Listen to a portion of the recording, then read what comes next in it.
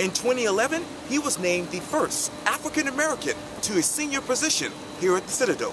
And in this edition of Quintin's Close-Ups, I talk exclusively with General Thomas Elzey. Well, General Elzey, I understand that you have been the Vice President for Administration, Finance, and Operations here at the Citadel since 2011.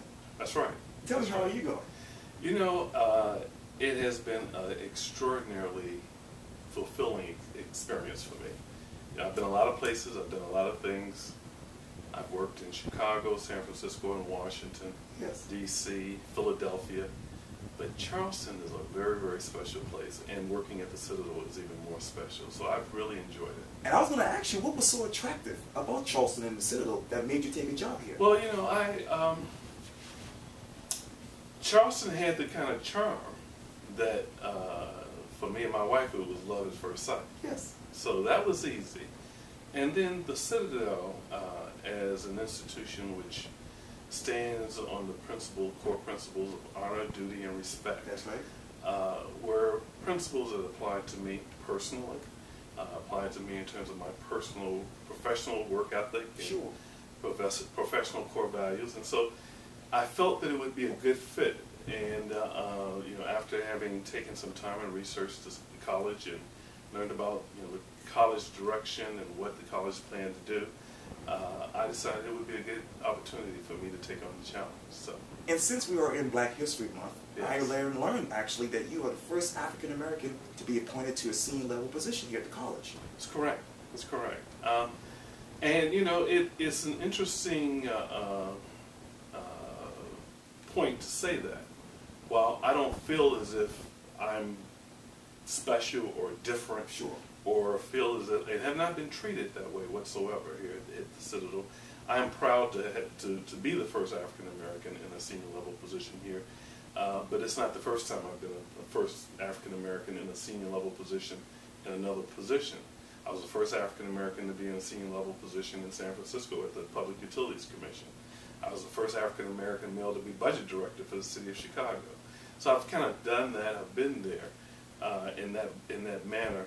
But you know, what I have always brought to my jobs is an ability to be able to not only do the job and to do it in an excellent manner, yes, but also to do it where I am essentially colorblind in the performance of my duties, sure, at all times. Right.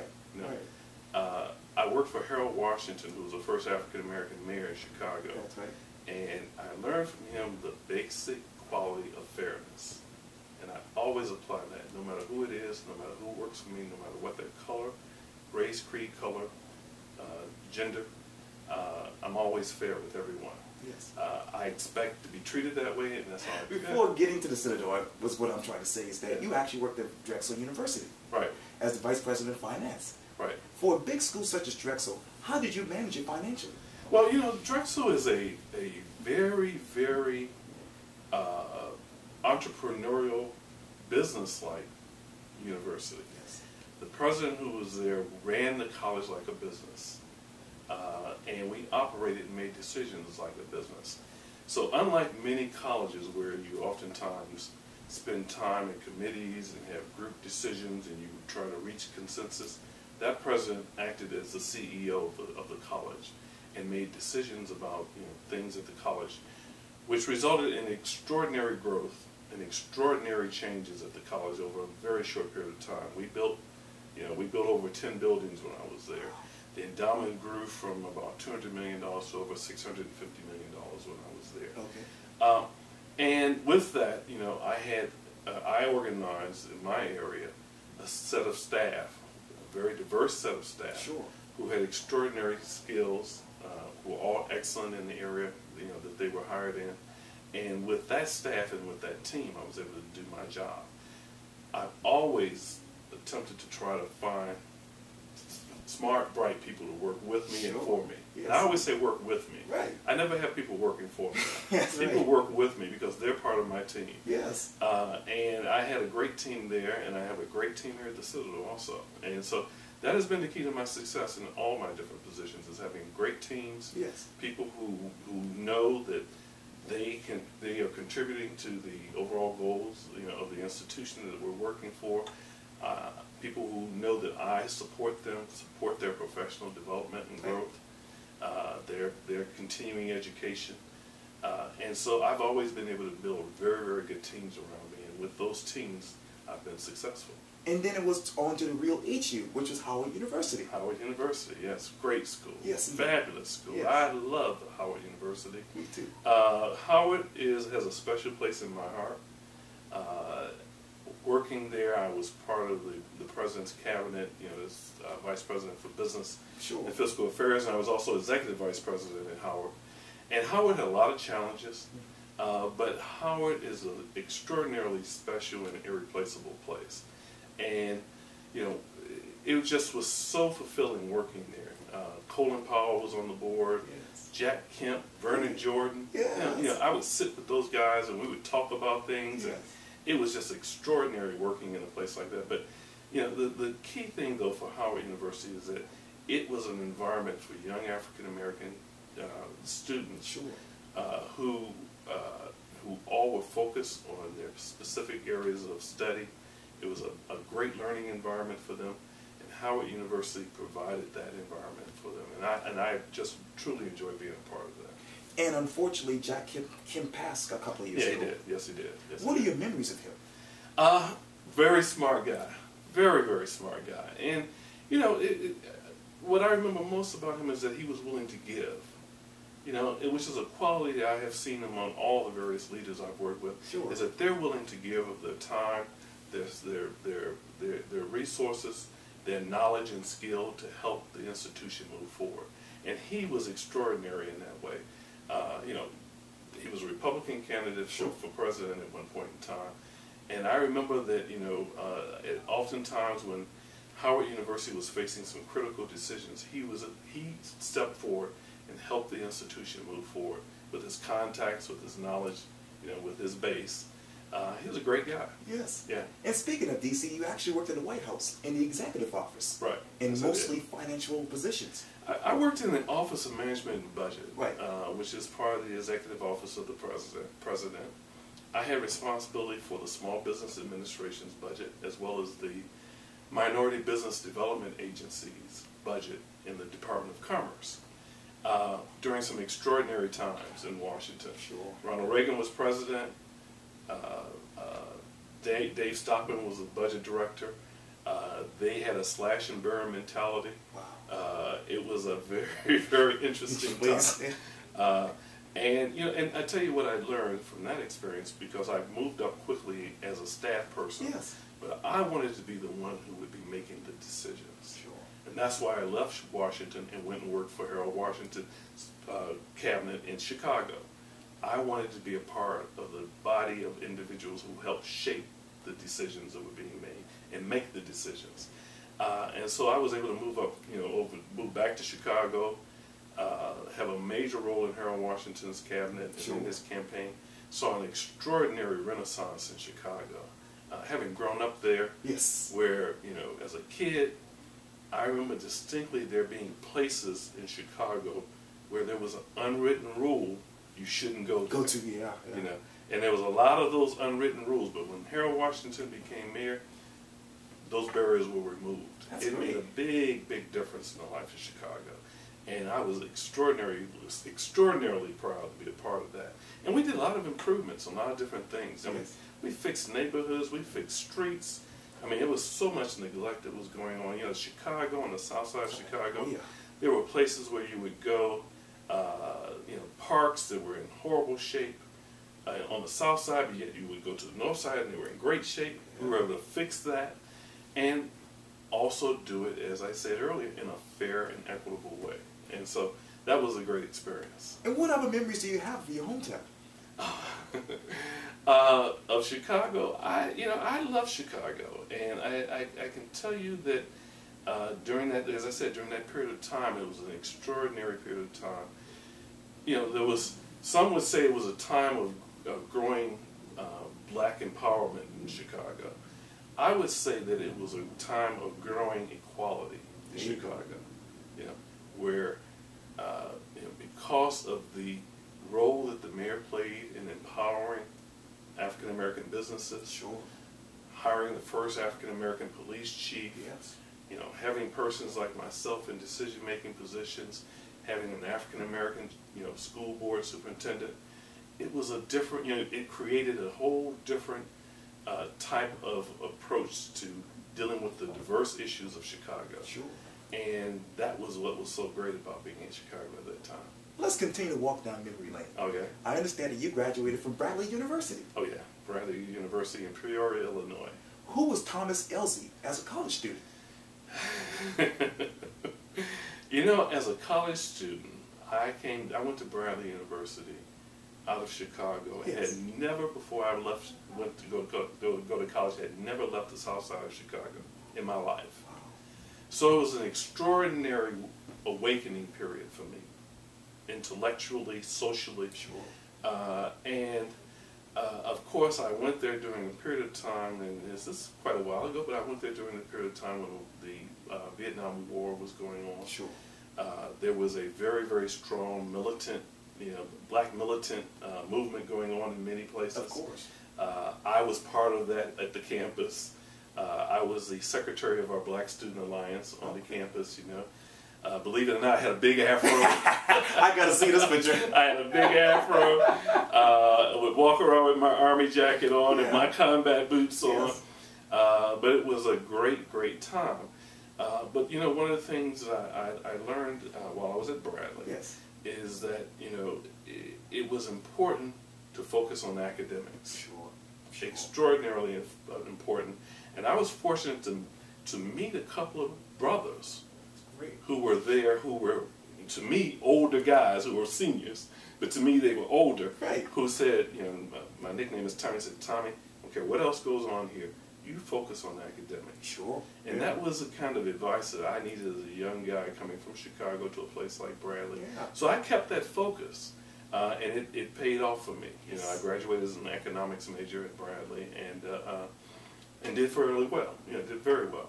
Ended up going to Carnegie Mellon in Pittsburgh. Yeah, for your master's. For my master's degree. And that likewise was also an extraordinary experience. Yeah. Carnegie Mellon was a very, and I'm still very much affiliated with Carnegie Mellon. I'm on the Dean's Board Oh, great. for the Heinz School there, and I go back several times a year. It is an extraordinary school because of the research and the leading edge, you know, research and teaching that goes on there. And as a student, even back when I was there, it was leading edge, both in terms of economics, statistical analysis, applied analysis, things like that. So I was able to learn through my experience at Carnegie Mellon as a student there, how to apply those things I learned in the classroom to real world problems. That's right. And real world issues. And that made a big difference. And what they did was something that a lot of places still don't do the way they should, is that despite the major focus on technology and computing, That's right. things like that, they also focused on writing skills and speaking skills. As a graduate school, Yes. you could not graduate from Carnegie Mellon University unless you knew how to write. That's great. And people, you know, a lot of people, I mean, that emphasis has been lost in a lot of places. It has been. You know, and it is still, I think, the key to success for professionals, the ability to be able to communicate effectively. Sure. Both in writing and orally. Absolutely. And if you don't have that skill, you can be a smart guy, you can look good, you can dance good, you can do all kinds of things, but if you don't know how to write, if you don't know how to communicate, Right. you'll have a challenge. Yes. So, and as you know in your field, you know, in the communications field, it's important. It truly is. Yeah. It truly is. Yeah. Well, let's switch gears to Okay. family. I understand that you have been married to your wife, Dr. Manita, pardon me, Manita. for some time now. Yeah, Dr. Manita Elzey. My wife is the love of my life. I bet she is. She really is, and we've been married for over 29 years. We're very proud to have two extraordinary young ladies as our daughters. Yes. One is an attorney in Philadelphia. Wow. The other one has her MBA, but currently works as the coordinator of ladies' handbags and accessories for Neiman Marcus Is that right? in Philadelphia. And she's also an aspiring singer. That's great. And we have encouraged her to chase her dream. Yes. And to go as far as she can, because, you know, we've always encouraged our daughters to just go for whatever it is they want to do in life, and they have the power to be whatever it is they want to be. Absolutely. So just trusting yeah, God. Yeah, and my wife is, has her PhD in family and couples counseling. Okay. She has had a private practice. She worked for a hospital. She is now, she's looking at different options, maybe thinking about doing a practice here in Charleston. That would be great. I think it would be. I think because she's extraordinarily good. Absolutely. And, and she was an actress at one point in time. Is that right? Oh, yeah. When we were in San Francisco. Okay. She was an actress, and she was extraordinarily good. So I'm hoping maybe one day she'll get that acting bug again, because I think she was great. Yeah, so, sounds like it. Yeah. Yes, indeed. Yeah. Well, finish these sentences for me. Okay. Finance is. Finance is all important. A lot of people think of money in hard and cold terms, but money and finance are the keys to being able to operate efficiently, to being able to buy what's necessary in order to be able to operate efficiently in order to achieve your goals. Sure. It is an area that is very, very important, where one should focus in order to be able to ensure the survival of an organization. Oftentimes, the finance area does not receive the focus it should, and they're not successful. So, one word to actually, I'm using my one word to describe thing, yeah. But finish this sentence for me. Yeah. San Francisco is. San Francisco is, I almost want to say, San Francisco is fun. Yes. It is a fun place. Extraordinary, beautiful, yes. Picturesque. That's right. But I tell you, I just loved it. Had a great time living there. Would entertain all the time when I was there, because so many people would come and visit while we were there. But San Francisco is a great city, not only because it's beautiful, but it's diverse. Absolutely. Very diverse. Yes, the principles of diversity were embraced by San Francisco, 30 years, 40 years ago. Right. And so it was it's a great city. And I enjoyed living there. I came to San Francisco. I had never been to San Francisco before I took the job there. And I took the position as General Manager for Public Utilities. I ran water, power, and public transportation in San Francisco. And honestly, I had never even been to San Francisco, and I took that job. I walked in. I was invited back to San Francisco by the mayor at that time. Yes. I go into his office. He says, "Tom, let's talk." And I said, "Fine." He says, "I want to make you General Manager for Public Utilities." I said, "Thank you, Mr. Mayor." Yes. He says, "I have a few words of advice. I want you to handle a few things." I said, "No problem." Yeah. And then he said, "Okay, now come with me." We walked out, and there's a big press conference. Wow. And I said, "Oh, okay." Yes, exactly. But I was prepared, and I could think on my feet. Yes, absolutely. And I was able to handle that. But it was just a great experience working in San Francisco. Yeah. We had big challenges. San Francisco, water is like gold in California, in Northern California. Absolutely. Water is gold, more than gold. Without that source of water for San Francisco, yes, there would be no San Francisco. In addition, the public transportation system is very, very heavily used in San Francisco. Yeah. The cable cars, Right. which were my responsibility, Okay. I had responsibility for that, as well as the bus system, the train system, the trolley car system, very, very intensely used in San Francisco, and very, very efficiently ran, engineered extraordinarily well. So that was a great experience. Education is. Education is the key. When I think about the key for a young African American to be successful in this world, I think of many things. I think of faith as being number one. Yes, indeed. One must have faith. Number two, you have to have values. You have to have core values. That's right. And if you don't have them, if you aren't able to figure it out on your own, hopefully you will have had parents or neighbors or the extended family to help you understand that. Yes, because you must have core values. And then education. Yes. Education is the key. The key to knowledge, growth, expansion. ability to acquire skills, and then there's opportunity. After you get education, there's opportunity. That makes it possible for you to take advantage of opportunity. And then the last part that I think about is service. Once one is with one's faith, values, education, service. I mean, opportunity comes service. Because once you have the opportunity and you're successful, it is all our responsibility to go back and to provide service to any and everyone that we might be able to do that for. Absolutely. It's important to give back. It's important to share. Oh, yes. It's important to kind of reach back if you have to and kind of extend a hand up. And it doesn't have to be, literal like that. It can be in the terms of giving guidance, right, of mentoring, that's right, of advising, all of those things. I think that's important. The Citadel is? The Citadel is an extraordinary institution with a very, very interesting history. Yes. That has evolved to an institution today that produces extraordinary young men and women who are poised to become leaders in both America as well as the global community. Sure.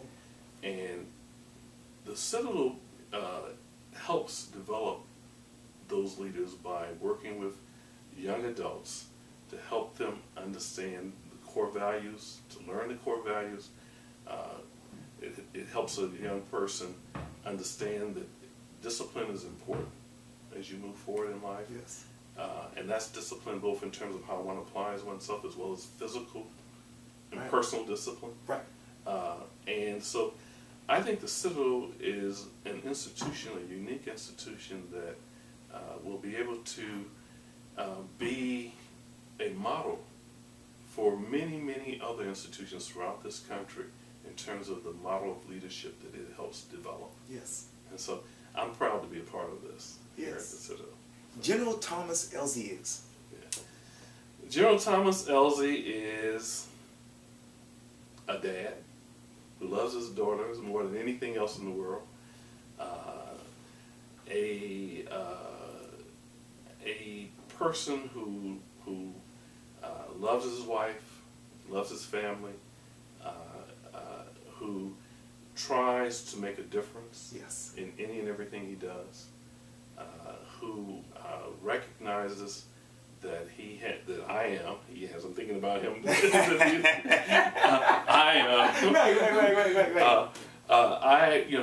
The path I blaze, in this instance of, a new path, Sure.